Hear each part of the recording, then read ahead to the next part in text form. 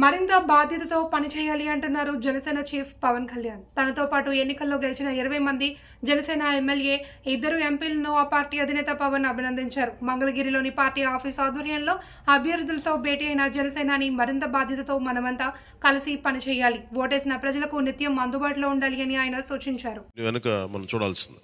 అందుకని చాలా అద్భుతంగా ప్రజలు ఇచ్చిన మ్యాండేట్ని, ఈ తీర్పుని గుండెల్లో పెట్టుకుని తీసుకెళ్దాం దీన్ని. అంటే ఈరోజు మీతో పంచుకుంటున్నా, కలగన్నా నేను ఆంధ్రప్రదేశ్కి ఏదైనా చేయాలి.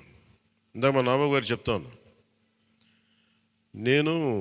మా నాన్న ప్రభుత్వ ఉద్యోగి, మా నాన్న ప్రభుత్వం జీతం తీసుకునేవాడు, రుణపడి ఉన్నదంటే నేను కూడా చెప్తున్నాను, రూపాయి తీసుకున్నాను, సంపూర్ణ జీతం తీసుకుంటాను ఎమ్మెల్యేకి.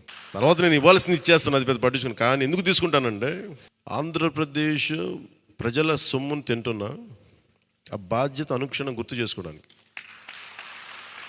ప్రతి రూపాయికి రేపు పొద్దున నన్ను ప్రజలు చొక్కా పట్టుకుని నిలదీయాలి, అందుకని తీసుకుంటున్నాను. మీకు డబ్బులు ఇచ్చావరా మా ట్యాక్స్ పెయిడ్ మనీతోటి, నువ్వు ఎందుకు పని చేయట్లేదు అని ప్రజలకు హక్కు ఉండాలట్టడానికి కోసం నేను డబ్బు తీసుకుంటాను.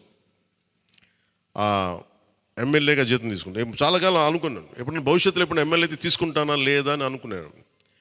నాకు రూపాయి జీతం తీసుకుంటానని అలా కాకుండా నేను సంపూర్ణ జీతం తీసుకున్నాను.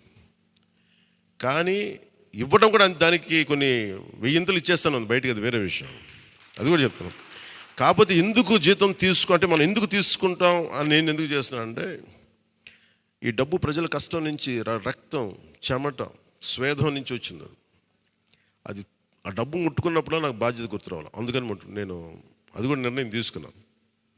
సో మీ అందరికీ కూడా నా ప్రత్యేక ధన్యవాదాలు. మనందరం కూడా జవాబుదారీతనం ప్రభుత్వం ఎలా ఉంటుందో చూపిద్దాం. నిజమైన లా మేకర్, చట్టాలను చేసేవాడు. We are all law makers.